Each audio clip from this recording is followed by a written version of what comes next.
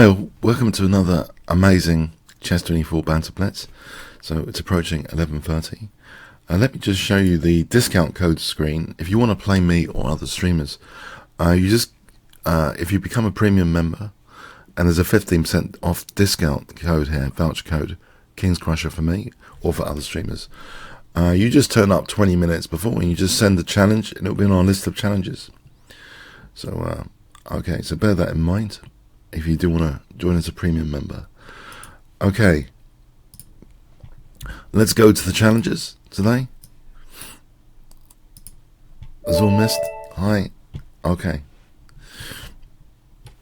So playing with the black pieces here. I'll play knight c6. It's one of my pets. Let's play g6. I mean, this is quite good fun, generally. g6. Okay, I'll take... Oh, this is tricky. Now, I once had an IM and an over the board play this, and I thought it was quirky, because g6 gives a signal to fianchetto, but this can be justified, actually.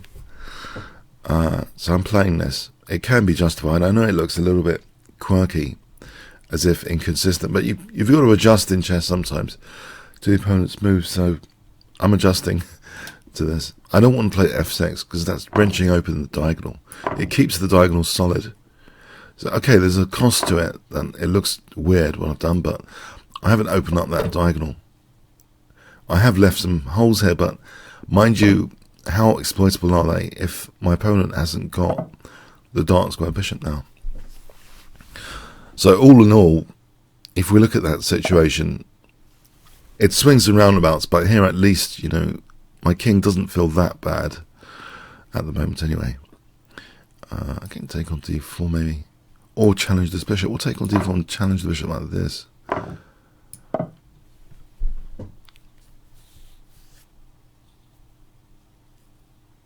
So I'm hoping to have an activated rook. Maybe if he gives me another pawn in the center, I could do something with that. Maybe I could play... oh, okay. Knight f6 is immediately dangerous, so I think I'll stab that off.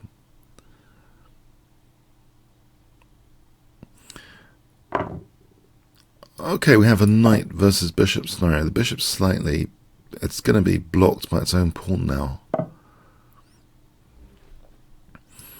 I think this is... Okay, there's a tempo gain here, queen h4 on the bishop. This seems annoying generally, queen h4. Bishop b5. If he wants to try and get contest this file, bishop b5 could be handy though. Let's see this move, queen here. So is there bishop b5? I assume that might be a reasonable move here.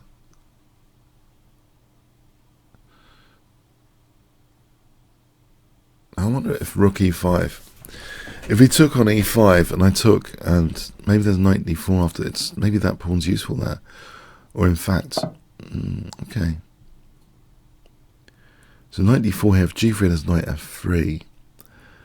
The knight's not that stable on d4. c3, for example.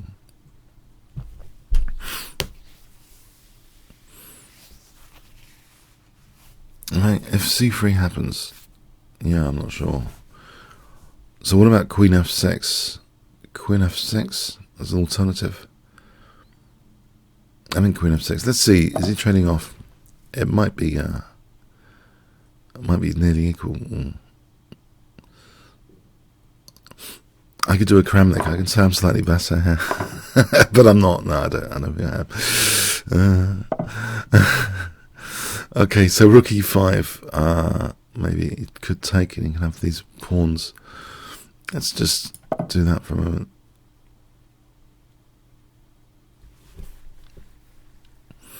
How do I drum up something from nothing here? There does seem to be an option which is more available to me than him.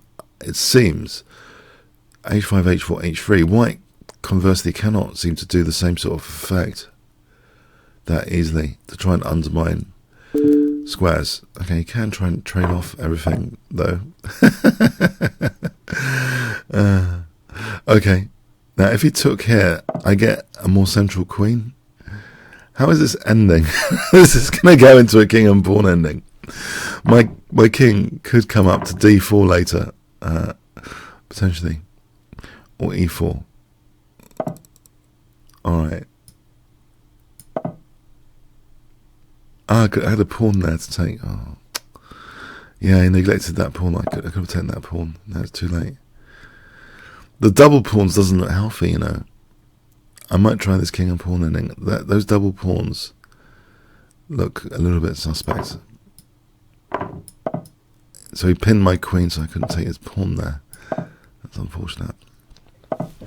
I have got the option of b5 to do that little trick to dissolve in order to create something else. Let's stop f4. So I'm trying to get a bind here in this king and pawn ending.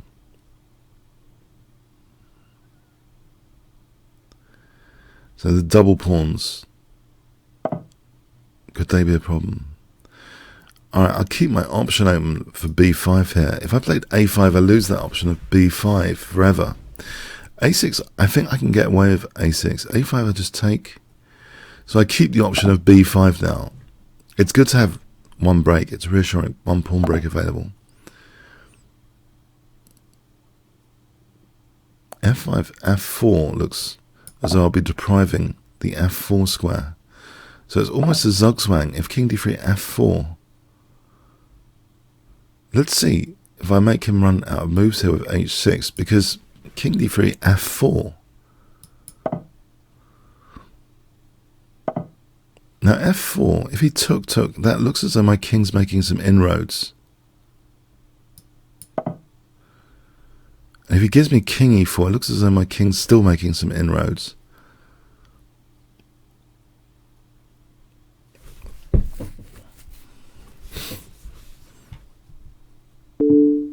Okay, it looks as though I've got more aggressive king here. I think this looks like a zugzwang scenario. It looks pretty likely because of the double pawns and the king positions here. It looks as though king d4, there's no entry points after king d4. Now here it looks as though king f3 is going to be even more aggressive. Now, king e1. Yeah, or there's king d3 now, just immediately winning pawns.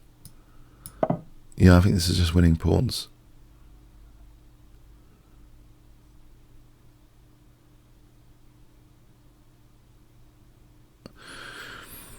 And the pawns are dropping. Okay, I'll take that. It takes some time to... Oh. Take, f5, take. I'm in time. I'm in time.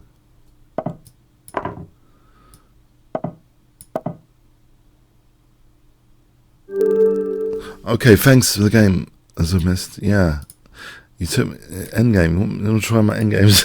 Okay, let's try the endgames. Okay. Okay.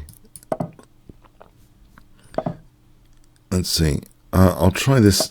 I've done a video recently about this move order with e6.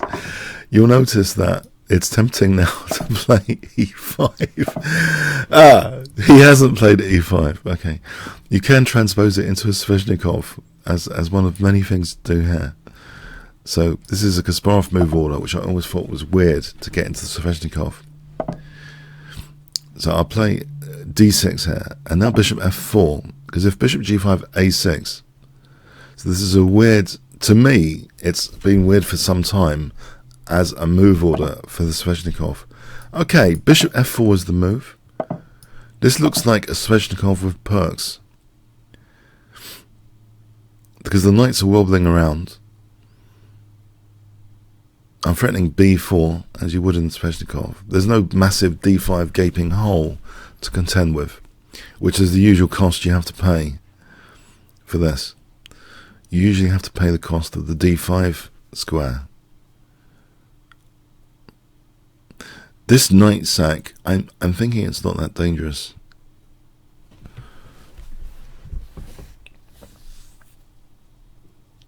I hope it's not that dangerous. Yes, it looks weird, this f4, rather than trying to give me a hole on d5.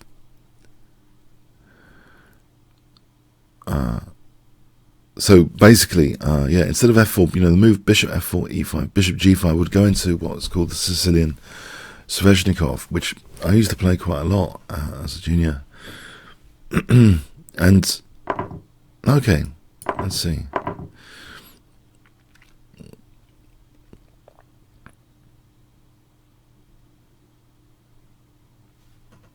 There's bishop a6 to be able to take it and check and then knight e4.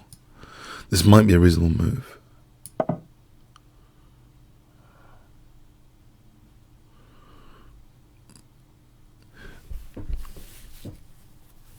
It seems less routine to be than bishop e7.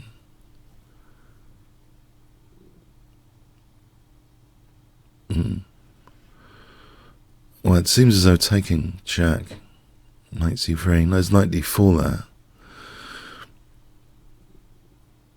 I don't know where that's heading particularly. This is a target, this whole diagonal. I'll do it, I think, to drive the knight back.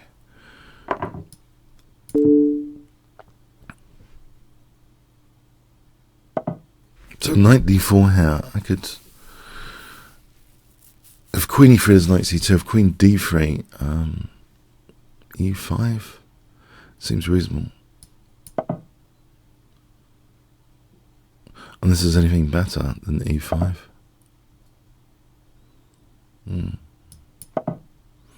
Okay, so I've got a hole on d5 again. Maybe that's slightly wrong how I played it. Could be.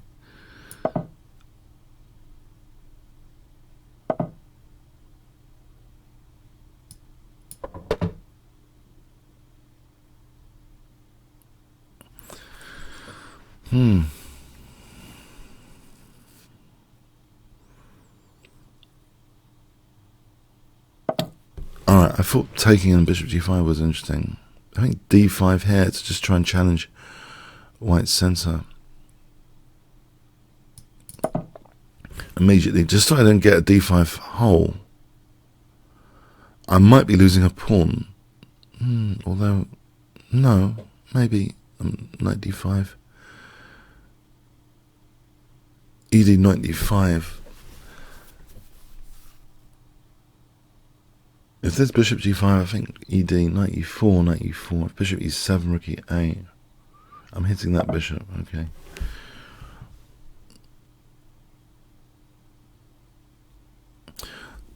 Right, there is knight e4 here, because if he took, attacking my queen, I could take, attacking his queen. And if he took, then I'd take on d2. If he took here, then I'd just take queen. I think knight e4 here. So I hit his queen. So if he takes, I take. If he takes, I take.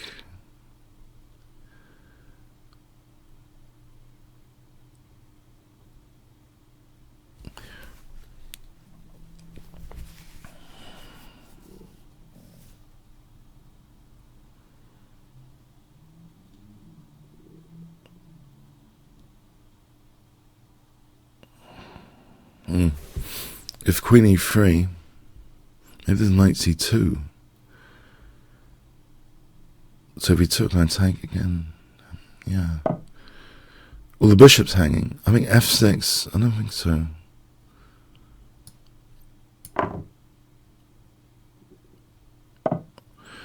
There's at least bishop f6 to avoid getting mated.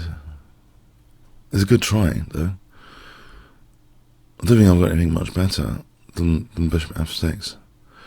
I mean, queen h6, I think I'd take this pawn out. Okay, knight e2 here, and then nudge the queen away from pinning with h5 to be able to play g takes. I'm not sure the checks are going to run out. Knight e2, just to unpin, basically. Knight e2, if the queen moves, I take probably. There's no perpetual checks, I think. So if queen g4, I think there's h5.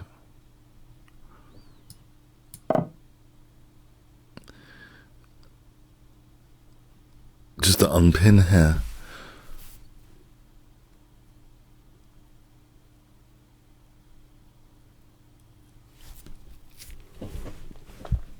And this is actually, I'm looking at tactics around here, weirdly, like rook a3, but actually rook a2, come to think about it, there's a back row issue as well. Rook a2, if needed. But I think the main tactical scenario here is queen g4, h5.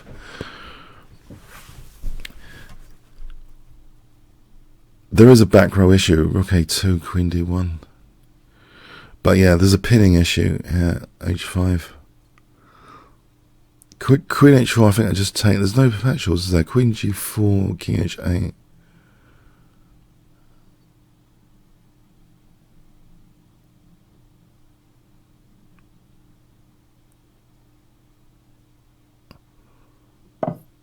Well, this is with check. That's check. Okay, thanks for the game, commentator. Okay. Cat Weasel. Okay, let's play English opening.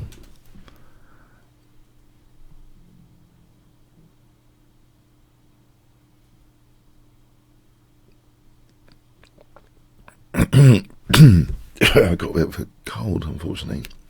I'm hoping it'll clear soon for next week's session.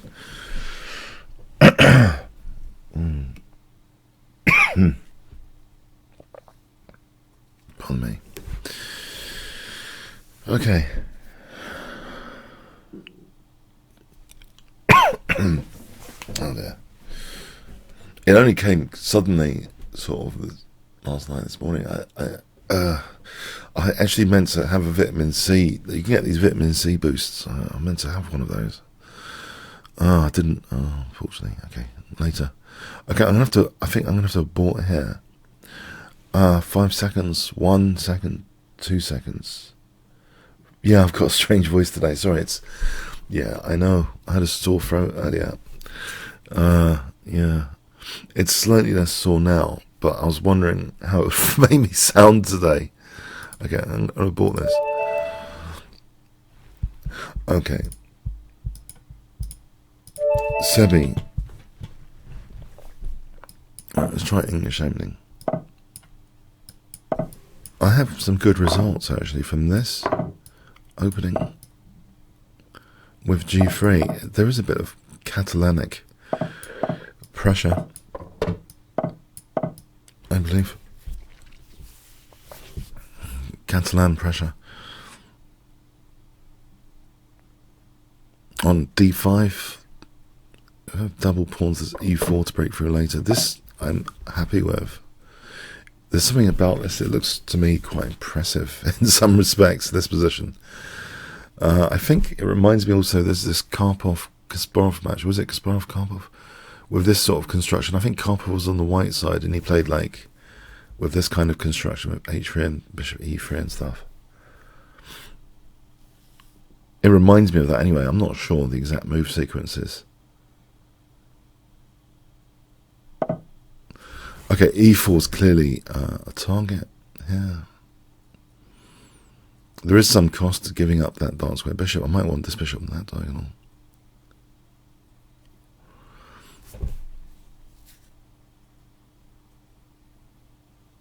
Can I actually retain this knight?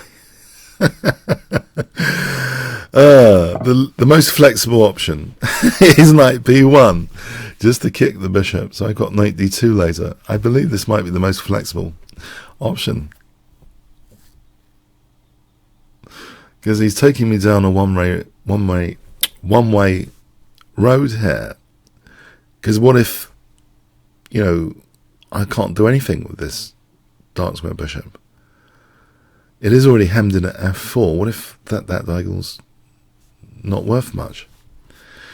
I think with this, I have the idea that I can play knight d2 later.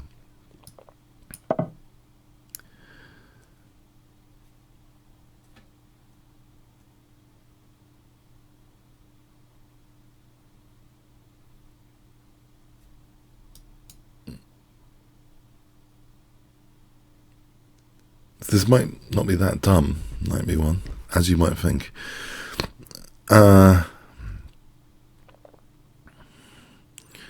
So b4 and knight c3.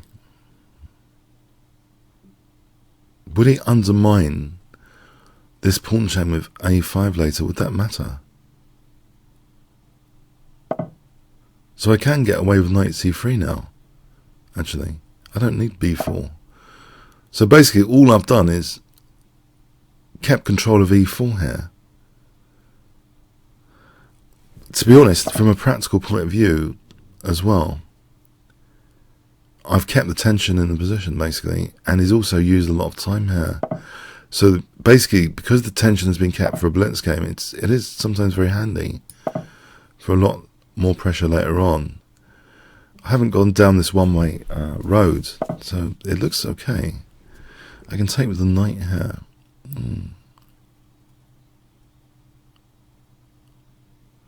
Or queen d3. If I cause f5, I guess that's okay. We have virtually the same sort of... No, we have a different scenario here. Okay. It's a different scenario in many respects, actually. I think this is slightly more favourable than losing that bishop. I think the bishop is actually kind of... Okay, not losing the bishop. Let's have a look at this position. So the c file, for instance. Maybe I'm being too optimistic here. Okay. Bishop, queen b3 has bishop d5. Can I... queen h5 is knight f6. Let's put the queen here for a moment then. Just wondering about this exchange sack idea. Rook c5. This bishop would seem enormous on the diagonal. I think I'm going to do this to try and get this enormous bishop. I think that might be a concrete issue with the opponent's position here. If he has to accept such an exchange sack, I can coordinate on g7. Maybe a move like g4. I've got to be careful about e3 though. Alright, let's do this. Just for g4.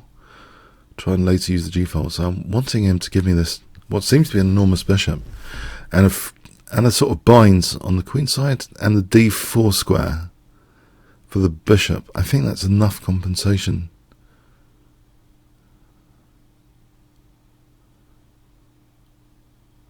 That looks like a bindy position where I think black would have limited counterplay. The rooks, I don't think, are that active and aggressive.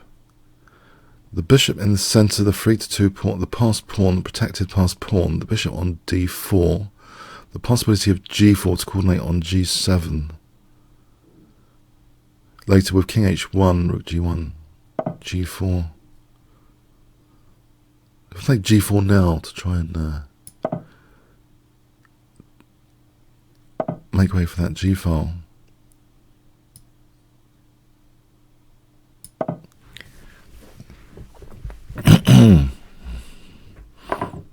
Aha. Okay, here we go. So g takes. I wonder if g takes immediately, and then bishop h3 and rook g1. As long as there's no tactic like knight f4 and e3, I think our bishop just comes back. Queen h4, bishop f5. Knight f4. I'm not sure. This bishop could be dangerous on that diagonal. Queen h4, I might have to think about bishop g2 actually. If there's tactics with knight f4, I have to think about bishop g2 if queen h4 is played. It's given me a free ride for this g file now.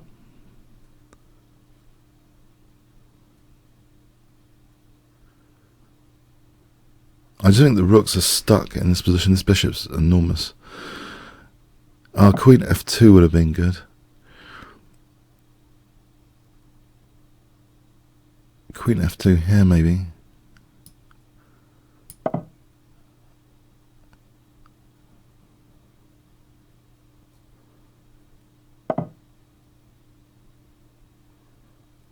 Queen h4 or queen g3.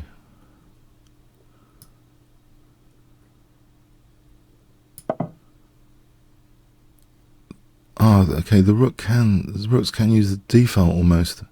That's a concern. The rook's using the d-file here.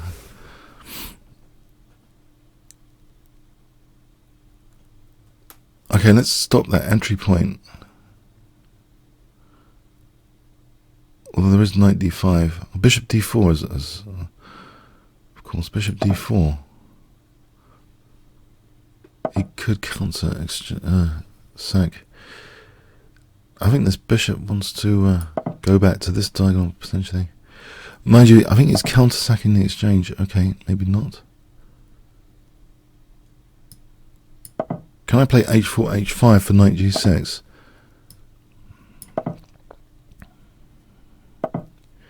No. Knight g6. We've got a short-term and a long-term liability here. Queen g6, threatening bishop f6, rook f8.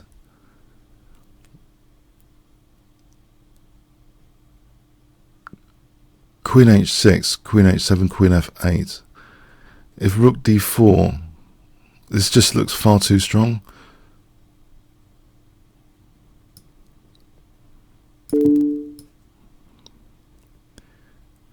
I assume rook d4 or something.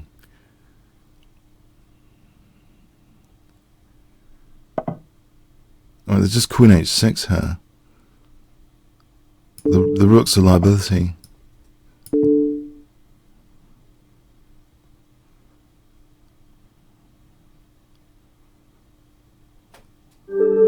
Alright, thanks for the game, Zemi.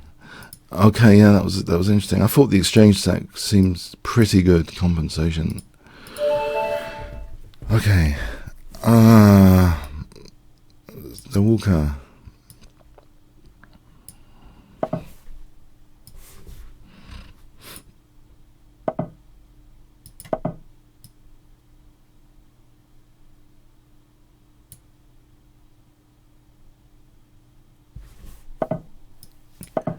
Okay, so bishop g7 get into a king's engine here.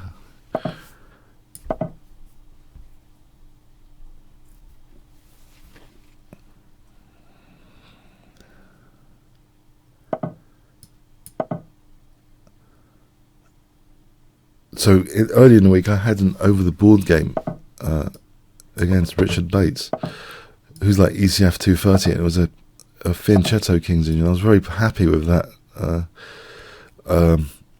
He's like ranked 42 in the country. It's on my channel if you want to check out the annotation for that, video annotation. So the king's engine for me is still a weapon of choice.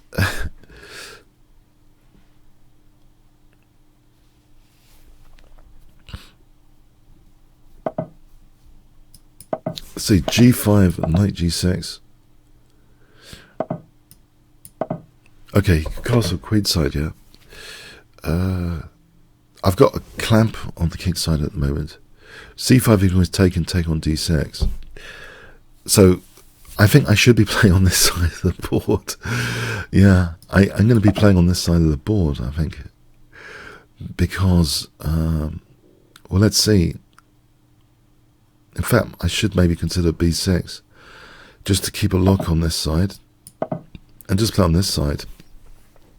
Even though there's no king as the target, I think I could have dangerous pawns emerging. Okay, so this is playing into what I thought could be very interesting for me.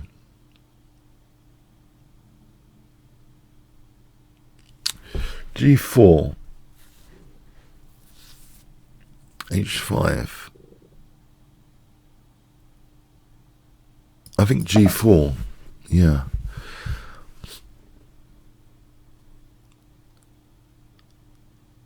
I just don't think there's enough to back up any attacking prospect here. But over here, I seem to be... My opponent is probably thinking he wants to open up lines against my king. But I can kind of make use of that agenda, I think, to get structural concessions, square concessions, potentially dangerous pass pawns in the endgame. Which you normally wouldn't get so easily, but it's because there's this motive for opening up things As long as I don't get mated, like h4 is slightly vulnerable here. I can target that.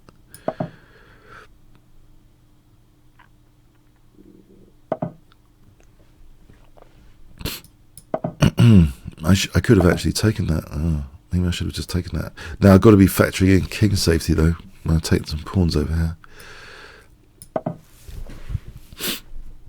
I think I need to build up first. I think the key to this is making sure my king is not blasted off the board if I do try and win a pawn. So how will I do that? Some bit of prophylaxis with the rooks first. Okay.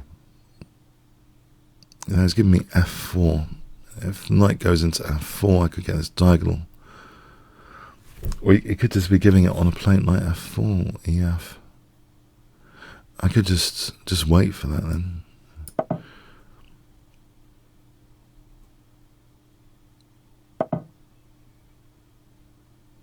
And again, I could throw my king in as a target here. Does he want to do this? Because he's opening up my bishop. If my king was on e8... Alright, this way. Okay. Let's make sure queen a4 is not coming in this way too quickly. Queen a4, bishop d7. Maybe bishop d7 or queen d7. If the queens come off here, I can play my attack over here without getting mated that easily, I think.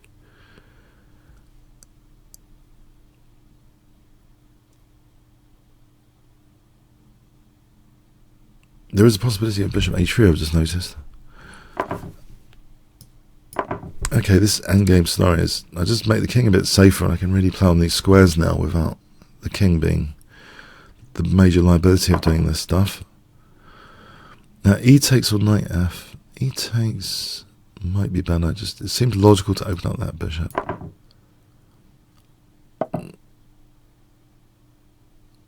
Okay, I can give up the bishop now. Or king e7.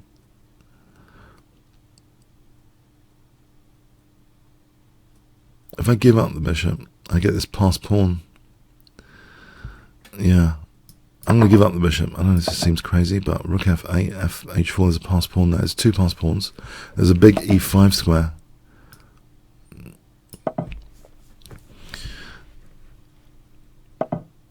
Okay, I've got my squares here to play with. f3.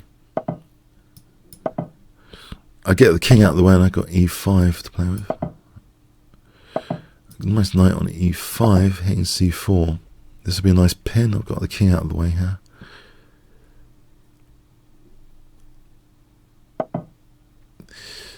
Okay. Give myself some more flexibility, maybe, by... Oh, there's rook f4. I've just noticed rook f4 as a shot. Just to hit e4 here.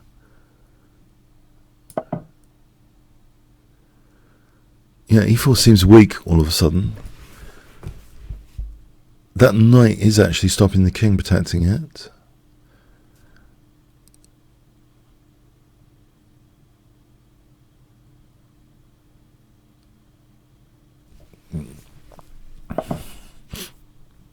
Okay, I'll grab this pawn, I think. Ah, there's a pin here, knight g4 to be factored in. If I take this knight g4, I don't think that's good for me, that. Necessarily. So d takes it is.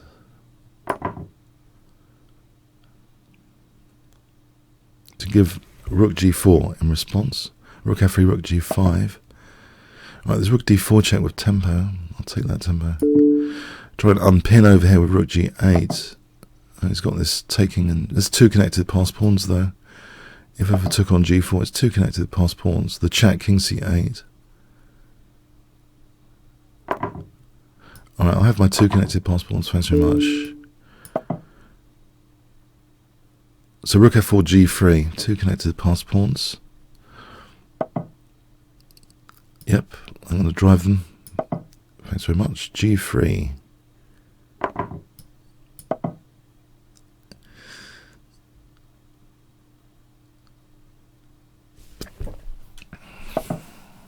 More with tempo.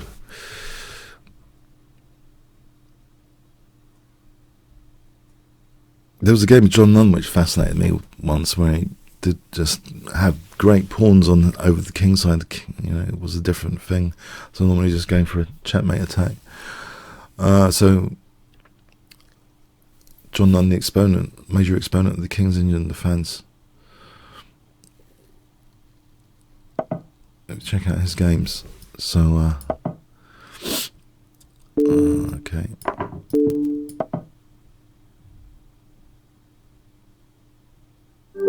Alright, thanks for the game, Del Walker. Okay. Tactic chess.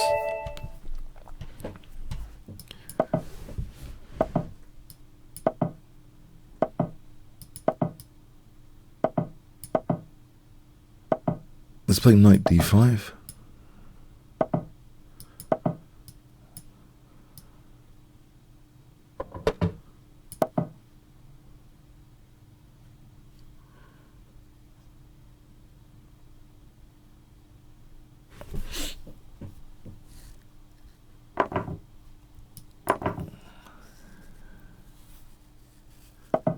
Let's play, I think d4 is okay.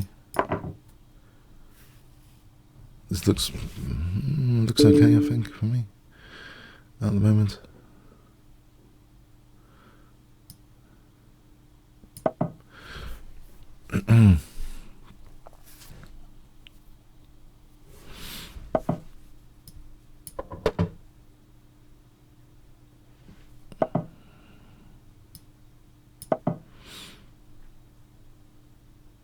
Does he want to give up this bishop?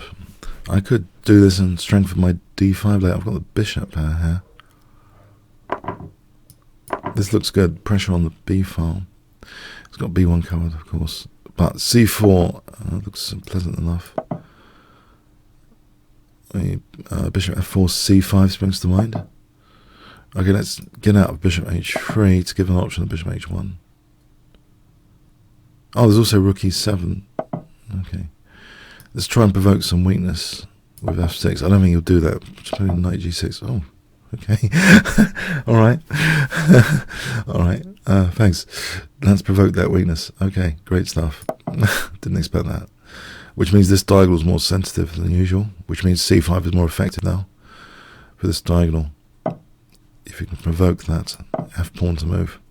Knight f5. Right. Well, c5 looks as though it's interesting. There's knight h4 for queen g4. Knight h4. It's not threatening anything immediately, knight h4. So I think c5 might have something going for it. Bishop f4, he just takes on d4, right? Okay, so c5.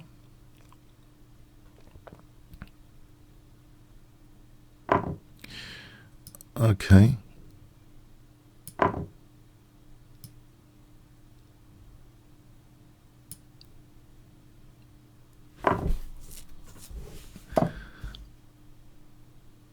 I'm a bit worried about my back row in conjunction with this bishop, though.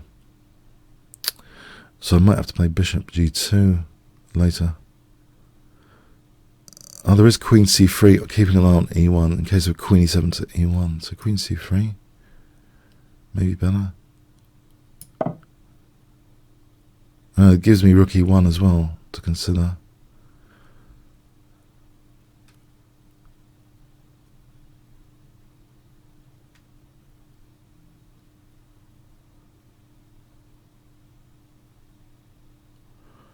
Let's see, rook e2,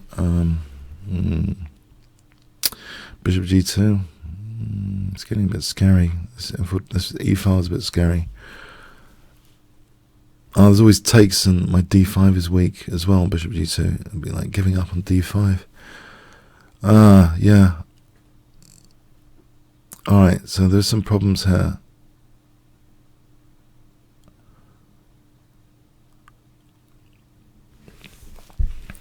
I wonder if c6 is a good idea, and then rook e1, if he gives me the chance.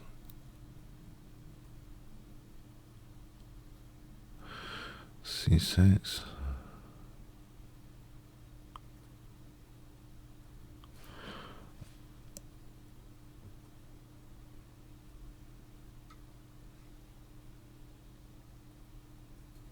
Actually, am I threatening?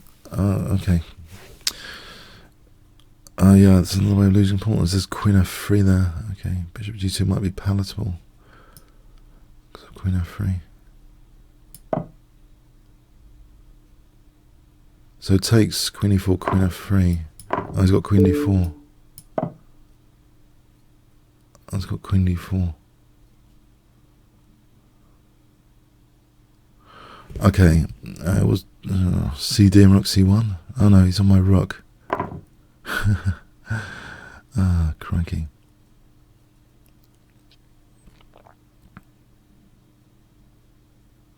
So I'm losing some pawns for nothing because of my rook. Oh, that's a shame.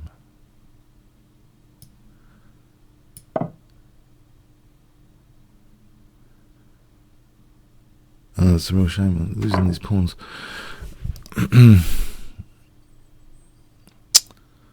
Okay, I'll try something over here. I have to try something over here.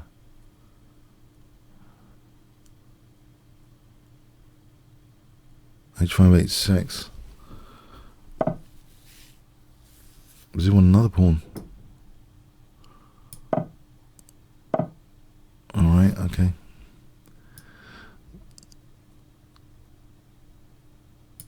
Some pressure on c7.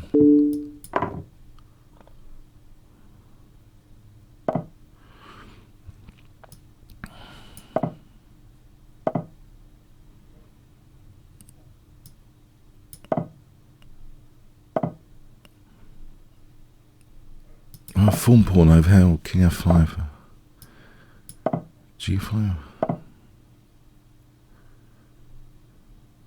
not making much of an inroad there. a6. He's got rook a5. He's got rook e5 as well.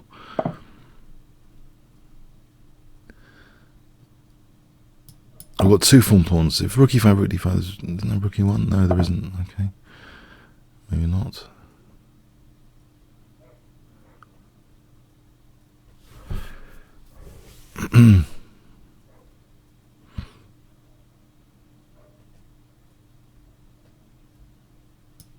Play for rook f3.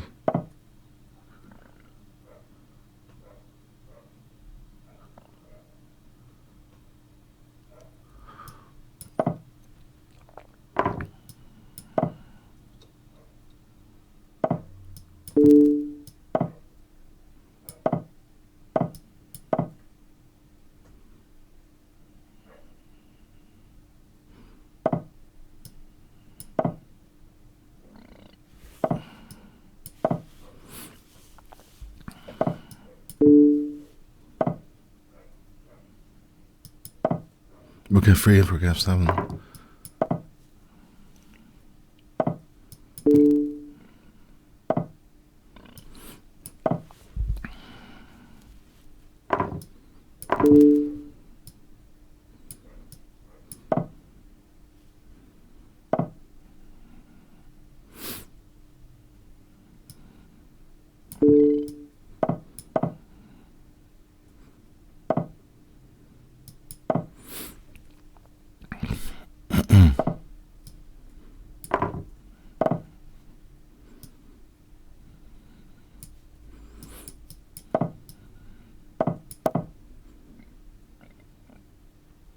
FG.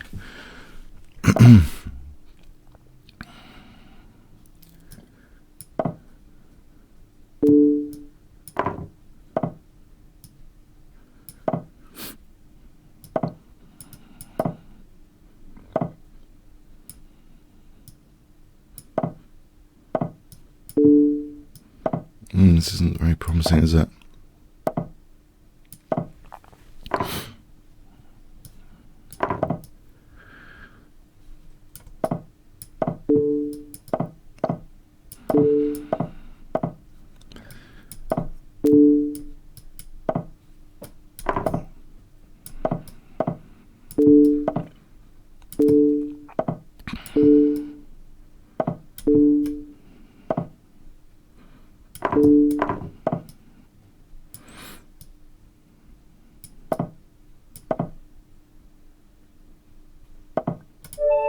Oof. Okay. Thanks for that off. Okay. Okay. No, yeah. He had a lot of play there after the opening. I underestimated that. Frankie for fingers. Okay. Crikey.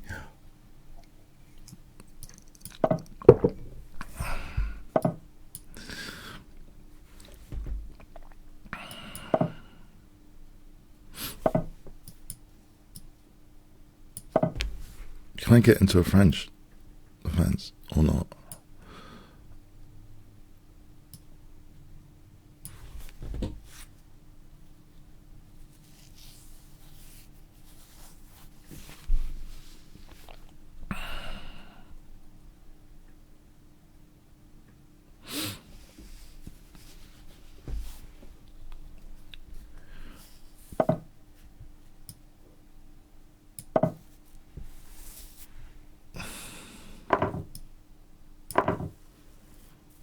A sort of Petrosian style French defence here is emerging. If I can exchange off the light square bishops, I think Petrosian will be happy.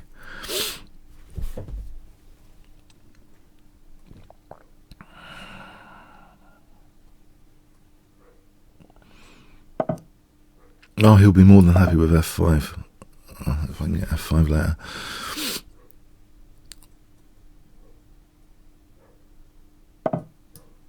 Okay, let's avoid this trap. Queen a4 check, though.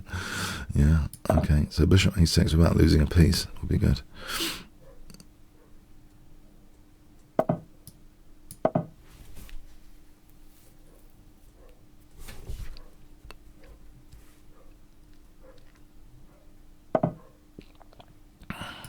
Smoke out the f5 square then.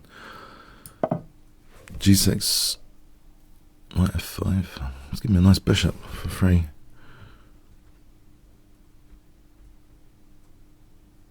I think g6, 97, c5, rook c8. Let's stop any tactics. Try and stop any tactics.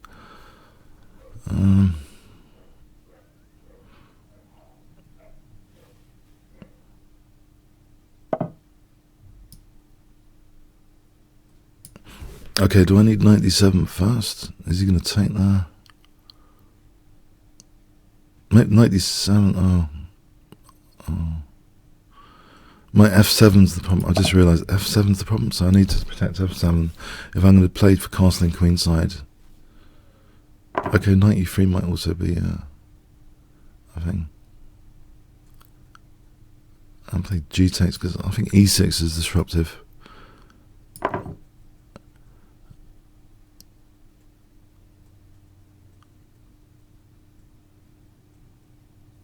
Alright, knight d7 to f8 to g6. I've got that g6 square opened up for the knight.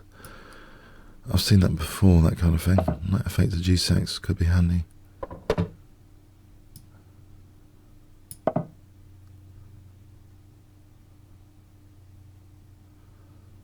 Put some pressure on f4. What's his tactical threat there? I don't know. Clamp down here with h4. I think the en passant gives me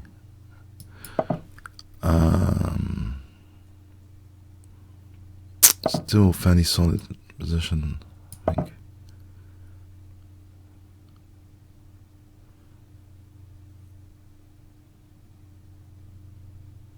I think Petrosian,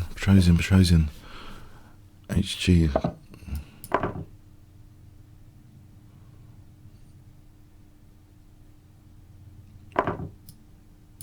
Master of prophylaxis. But he's got a passed pawn. Rook h5, double the rooks against the passed pawn. Knight e6, take the queen. Knight f7 is threatened. So knight h4 here. Knight h4 for a moment. And this is anything but rook h6, simply rook h6 helps double the rooks. Maybe that's better. So knight f7, queen f7. If I can double the rooks, There's a backward pawn.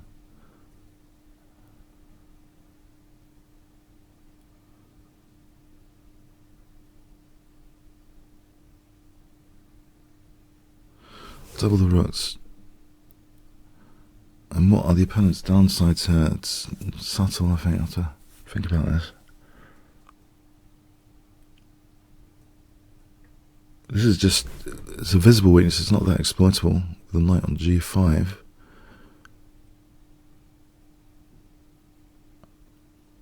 And c5 break is probably tempting in the future. c5 keeps some flexibility to have a rook to try and use the c file. So this might be a future thing, c5. Oh, c4, okay, he's going for c4 now.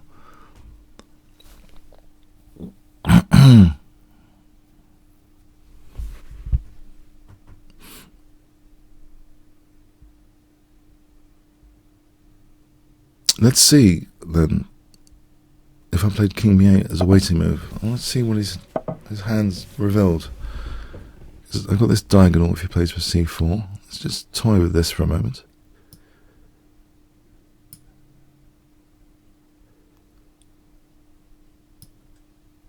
Okay, hang on, here is a bit of a more useful waiting move, as though I'm threatening c5. Provide a ghost, as Nimzovich says, sometimes you provide ghosts of threats. Concession, immediately. So c5 here.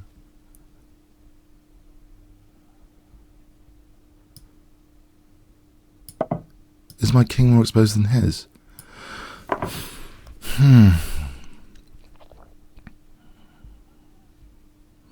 King a8, switch this rook across. Knight f7.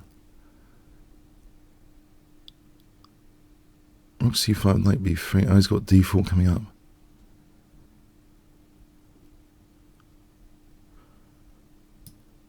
Let's just prepare this b file for a moment. Alright, knight d4, there's rook b8, check. Okay, rook h8, let's look at knight f7 for a moment. Queen f7, rook g6. Okay, if I have rook b8 as well, I can rook b8 for free.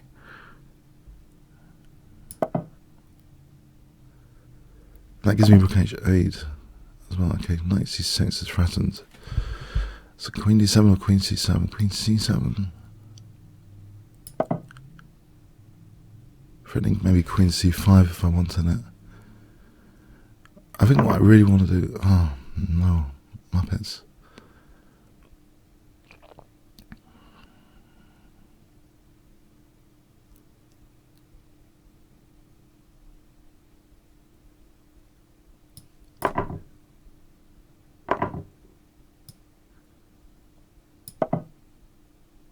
Oh, hang on, it's d4. d4.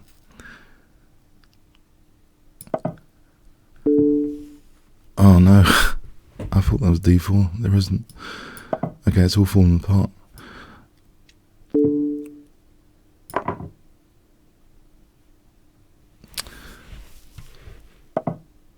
Was there d3 at least? The pass pawn here.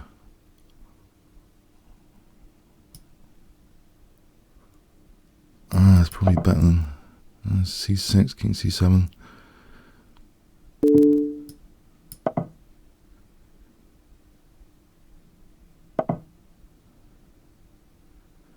If I take that knight and then rook d8. Or a5, what about a5? Hold on.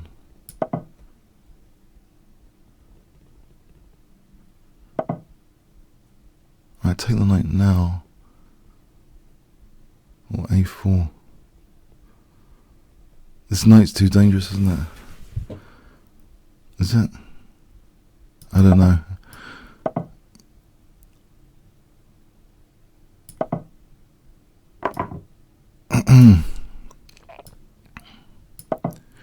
Oh, no.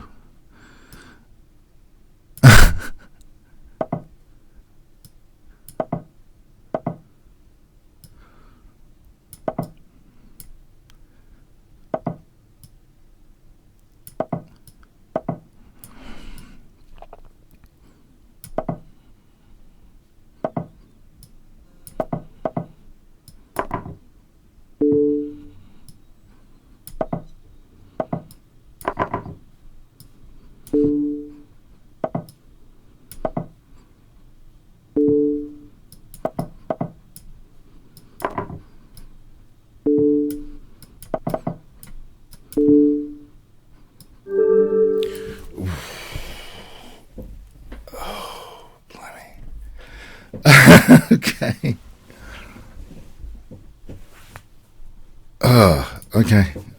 Yeah, that was an adventure for me. Yeah, that was an adventure.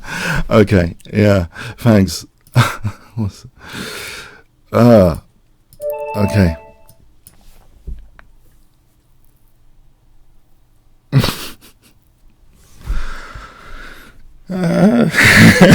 Okay. Now you might be wondering why I'm making weird noises. Yeah, it's just stress relief. Okay. It's just stress relief. I need this. Jeez.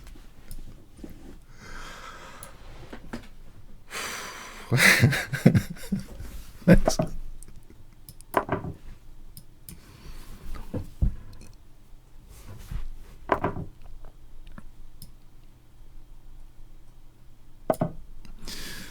Petrosian also excites the opponent with weird king moves. Bear that in mind as well. I was certainly doing the weird king moves as well, I think, in the end.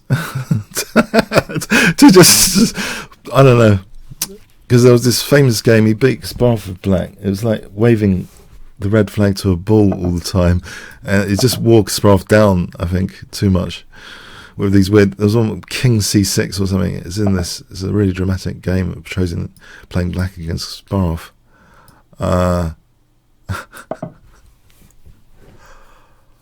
Crikey.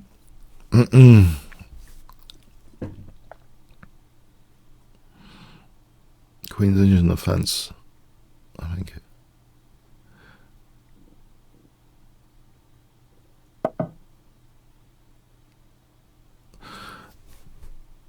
Okay, I'll try for this diagonal, I think.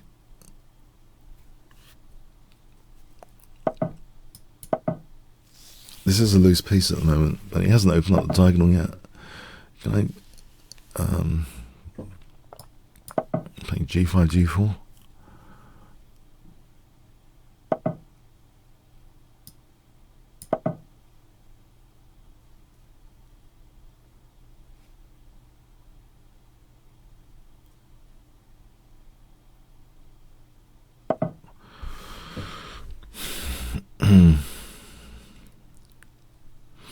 Okay, I probably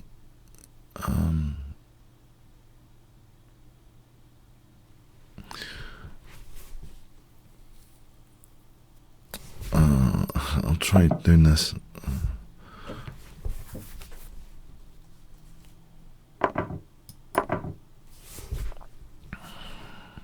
If castles, I'm not getting hammered, am I?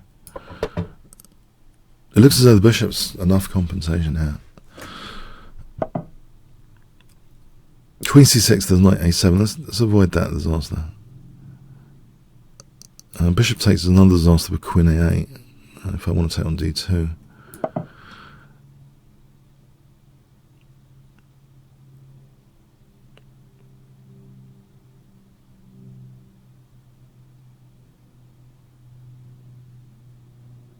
I think bishop c5 is a nice pin. Okay, I've got a piece here. It takes and taking on f3 after. And this is anything controversial about that. Takes. Rook d7, winning c7 after. I can take out the controversy as well, I think. If I took and then just took on f3 immediately.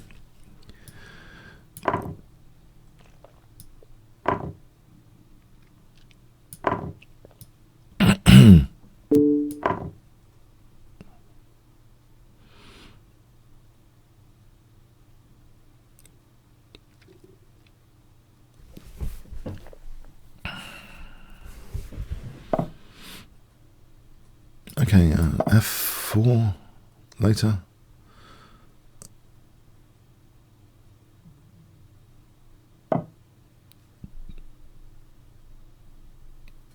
c6, 94. Bishop c6 ties the knight down a bit. And there's rook d1, just getting the rooks off and be on a4. I think rook d1.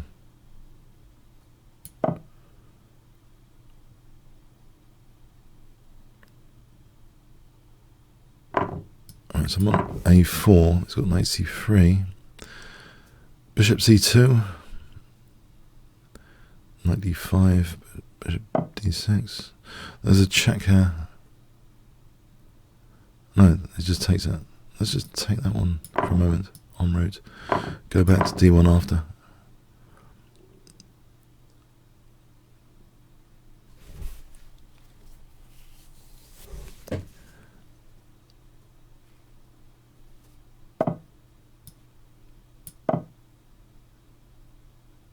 So knight c3, bishop c2. Knight d5, there's bishop e4 check to snap this knight off.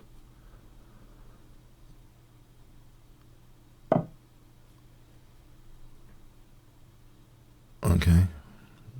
I'll just try and get rid of this knight so I can take him on a4.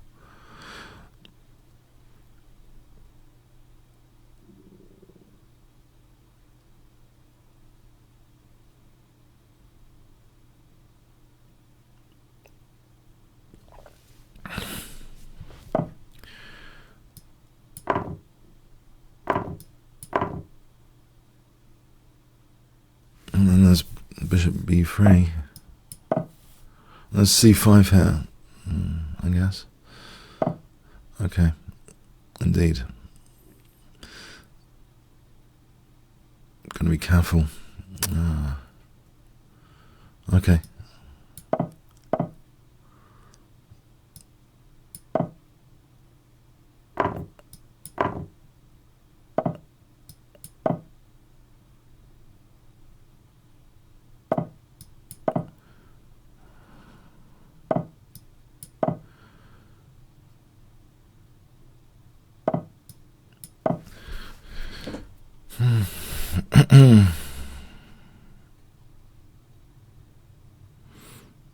Alright, got a pass pawn emerging.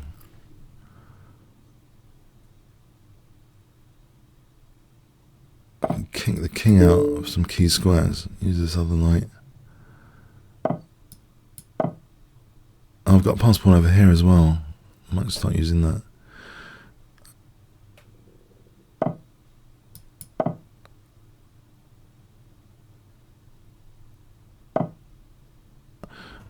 Okay, try and tie down the bishop now. The bishop can't guard both sides that easily, surely. Oh, there's knight d5 winning the bishop.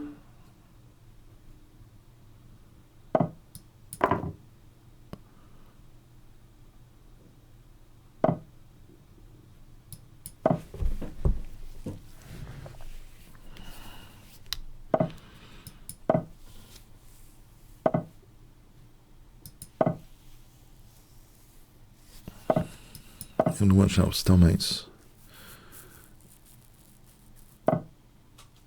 Right, as long as king, make sure there's just one move available at least. King g1.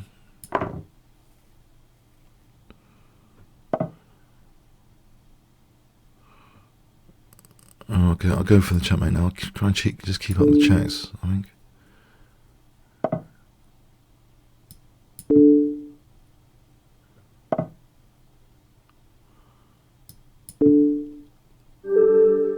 Alright, thanks, Goggin Paul. Right.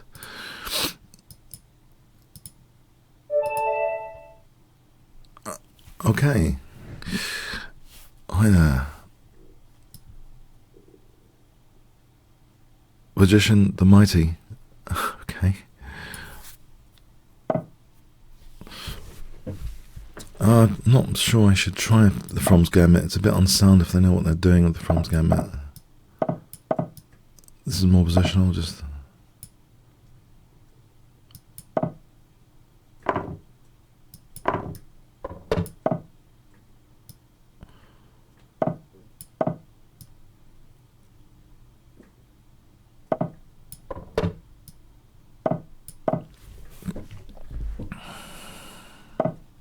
There's knight c3 here, isn't there?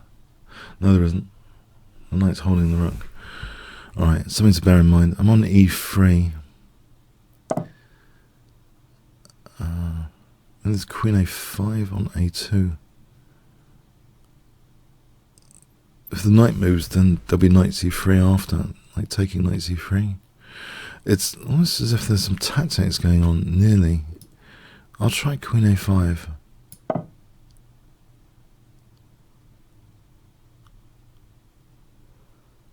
So he responds knight c3. There's almost maybe bishop c3.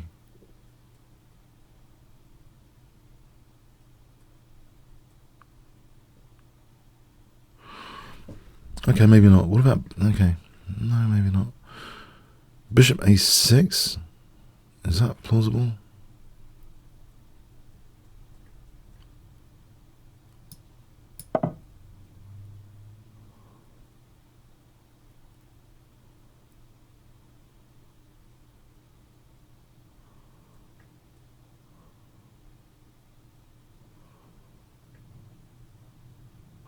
E4, there's knight f4. Knight c4, I could take the queen, take the knight, and knight c3.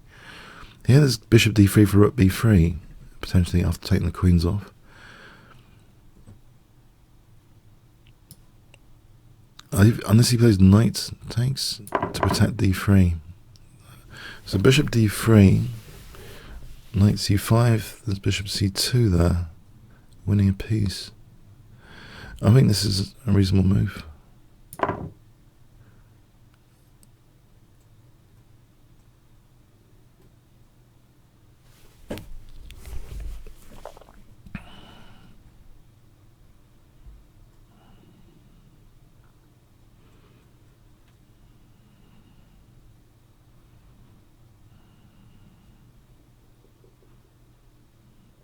So knight c5, bishop c2.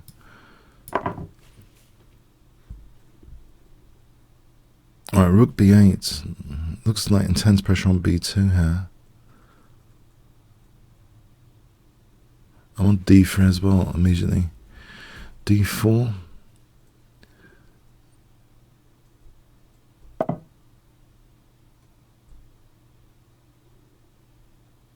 Knight c3, is that not doing anything? Rook a1, knight a4.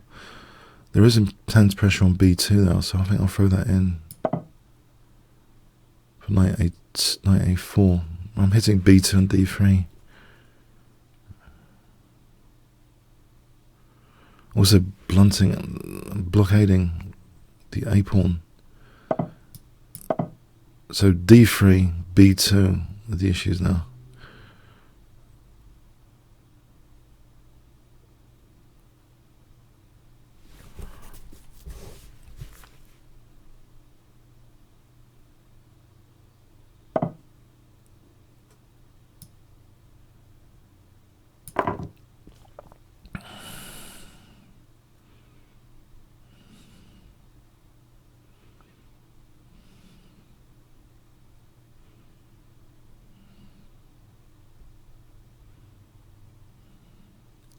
c4 might be handy.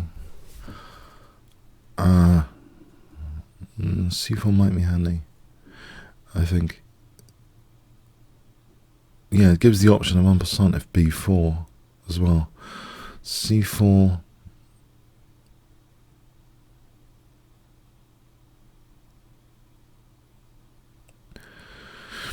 There is also knight c5 to b3 as well if I play c4. So the knight can re-centralize. He has blunted the bishop. So c4, knight c5. Looks appetizing.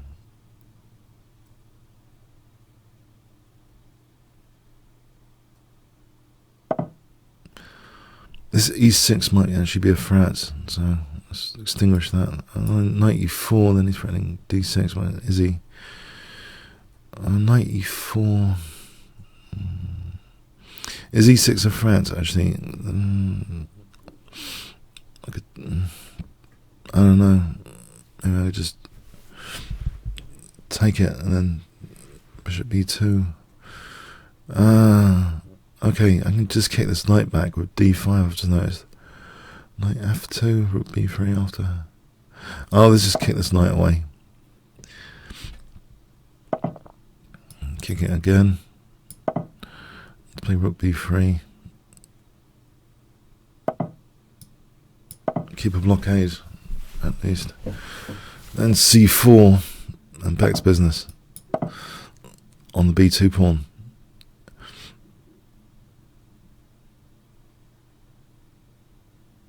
So e6 locked down here, like Michael Adams would, lock down all the pawns everywhere.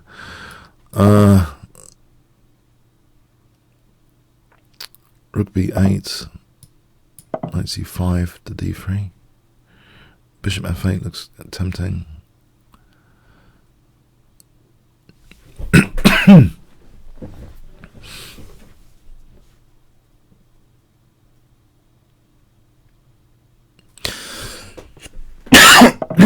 Oh mate.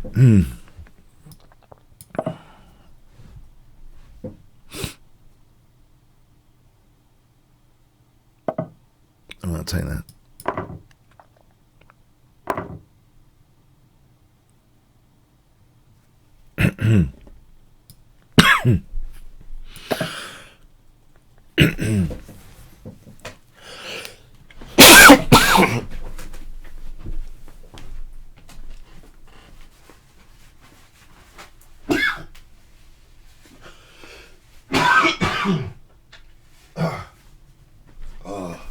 I hope to be better by next week. Oh god. Oh man. Dying here. Okay. No. Okay. Okay. A4. Okay. A5.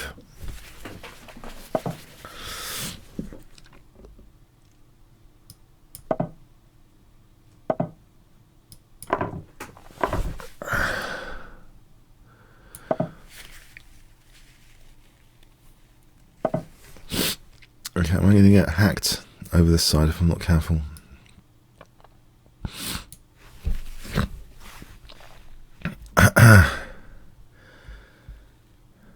Okay. Don't particularly want to be hacked to death over here.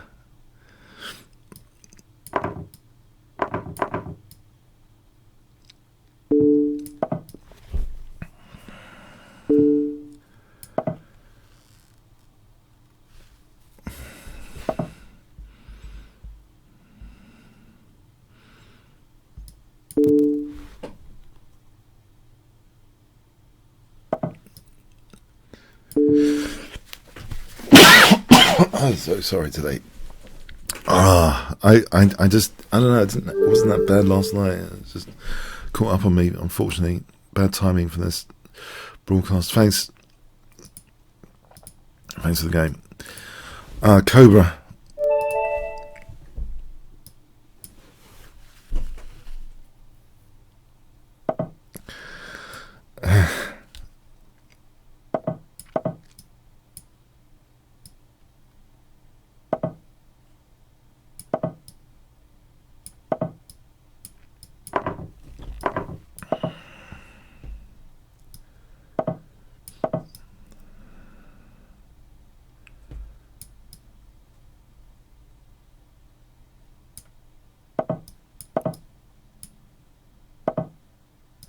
Alright, so blockade on f5. When I say blockade on f5, what do I mean? Okay.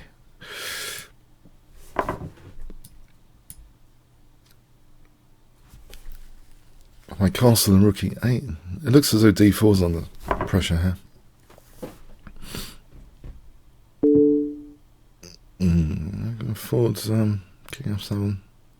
For anything, rook e8.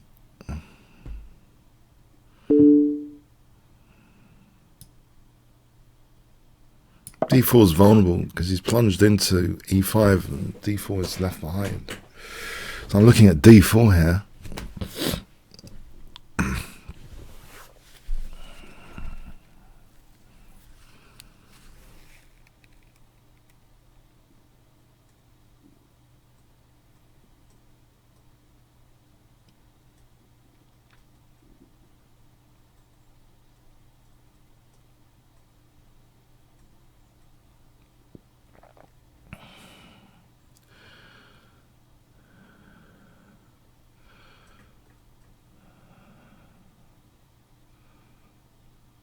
Okay, how does he defend? I don't know. This looks awkward because it looks as though the king's not castling that easily, and d4's weak.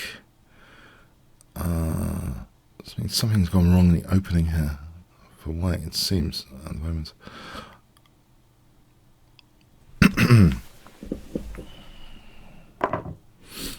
So I'm still on d4 if I take here.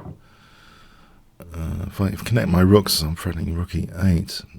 I could do that with a5 and bishop a6.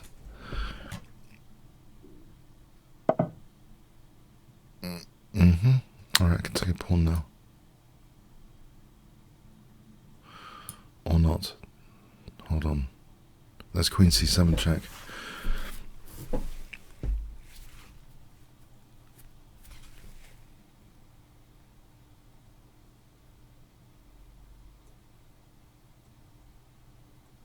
So I think bishop d7 avoids the check. He takes, it's still got a d4 issue. Yeah, I think bishop d7 actually.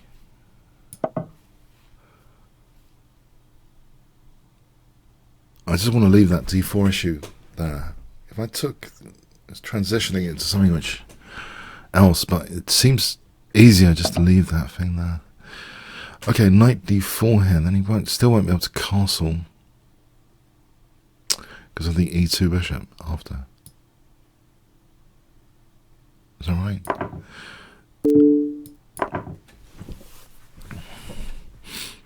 So I'm threatening knight c2 check and rook e8.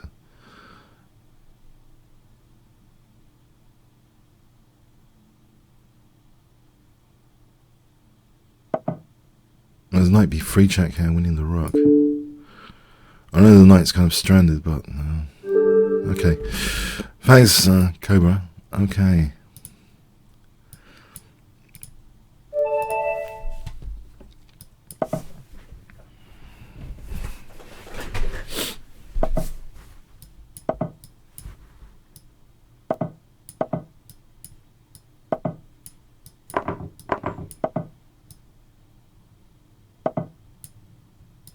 Hitting e5. It's pretty standard stuff.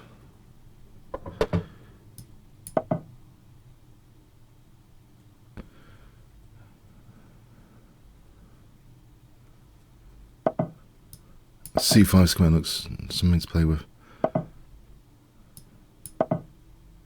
I haven't touched my queenside pawns here, so the piece play might be more accentuated on c5 here than usual if I haven't touched my pawns yet.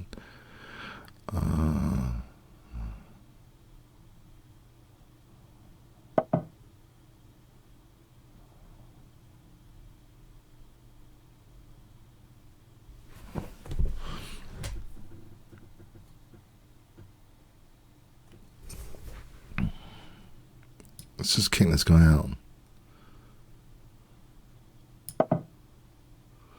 with e3, knight f3, queen f3, queen d3, rook d1. There's this compensation there for the pawn. Let's have a look at this.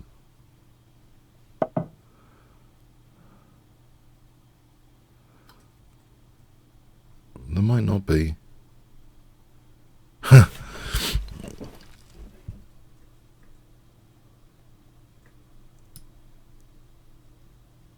Try this instead. E3. Let's try and avoid losing the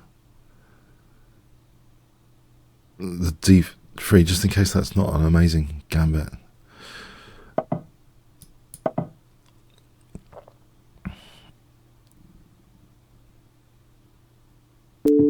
Now here, as a gambit goes, it's still not that amazing. Is that?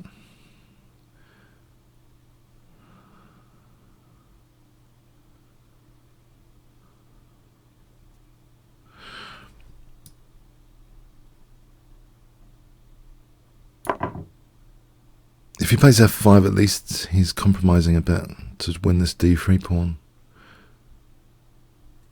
So knight e2, okay. Let's just make sure I've got knight g5 here. Bishop a2 is not a big deal, is it? Because of b3. f5, knight g5, if he was giving me a chance to do something like f5.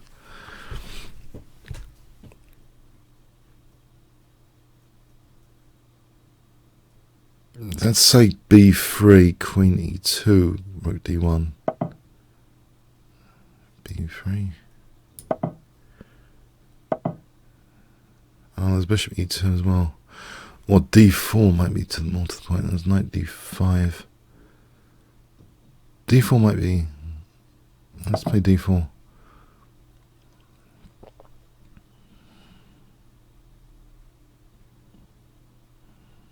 Knight d5. Is knight d5 a pain or what? c5, I've got c5 under control. I think I'll do this.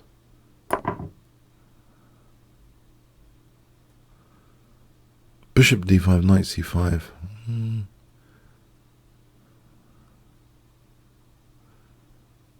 Bishop c d5, knight c5, bishop f3, queen f3. I don't know. Bishop h3, rook e1. Okay, as long as e4 is not dropping off. Doesn't seem to be.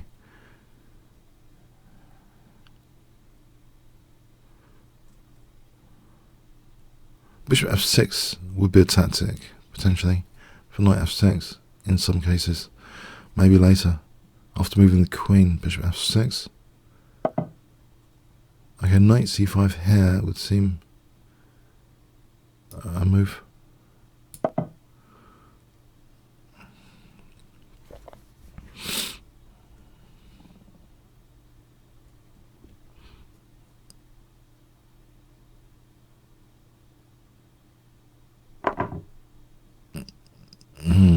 Paint with the rook, I mean.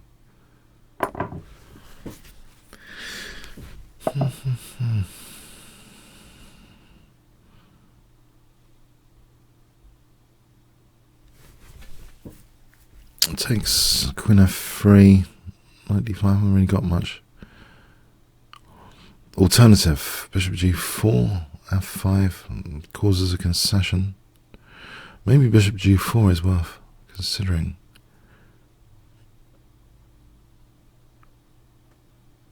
It's bishop h3.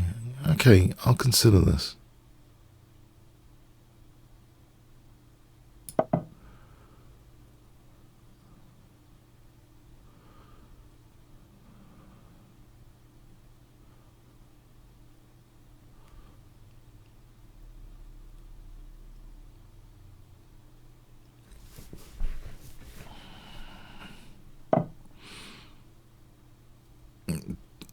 Bishop h5's got bishop g6. f3, bishop g6, there's h5. If bishop d5, there's e4 almost. f3, bishop d5. f3 seems plausible.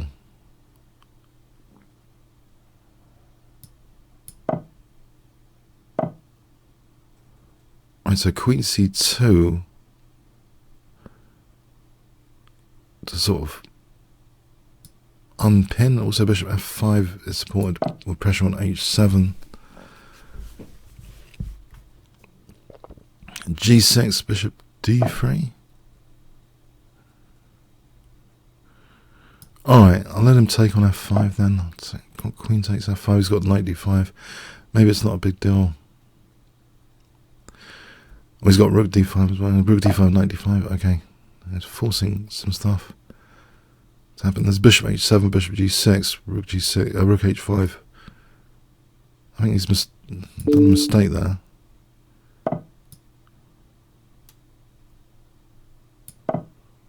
Rook h5.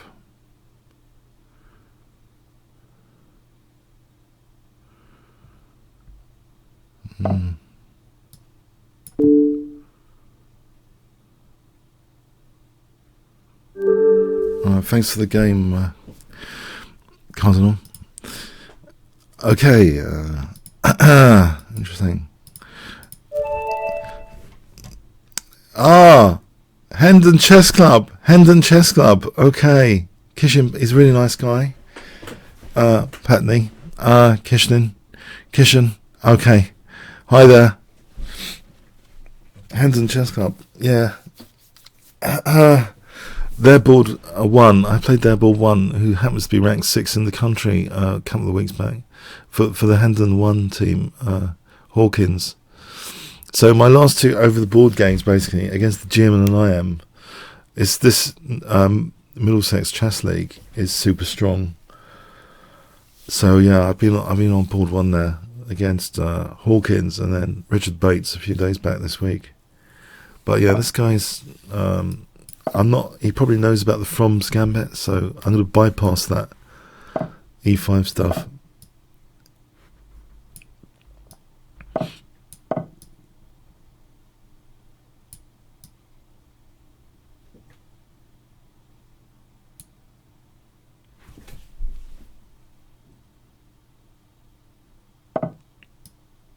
If anything, Cushion plays too quickly in his over-the-board games. I'm hoping he's taken steps to resolve that issue, like sitting on his hands, etc. He was far too quick last time I saw his over-the-board stuff.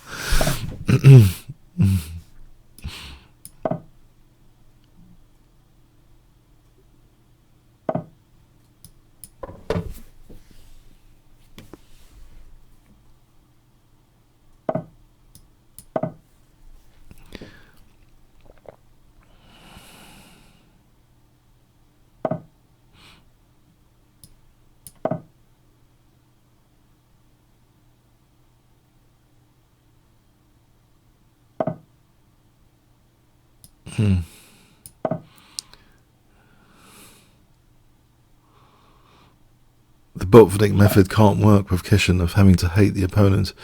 Unfortunately, I have to resort to other methods. I can't. Okay. Bronstein. Think Bronstein. Okay. To create interest on the board.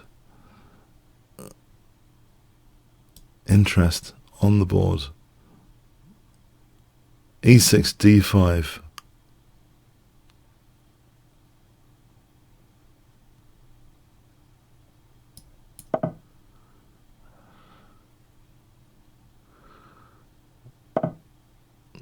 So he wants to hack me to death over here. That's nice.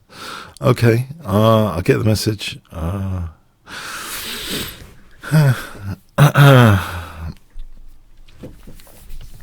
it is a bit like a Dutch defense sort of thing.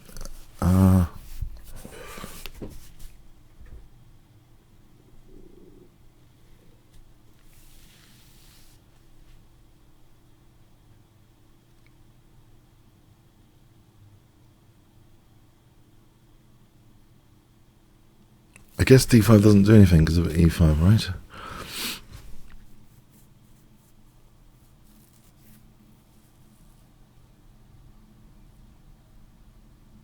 If I just get the queens off, I don't think he'd like that if I got the queens off somehow, psychologically.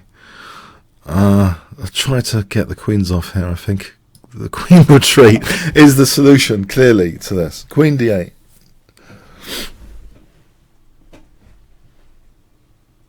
Maybe knight H5. If he commits the knight, he's going to weaken D4 here at some point. Knight H5 here.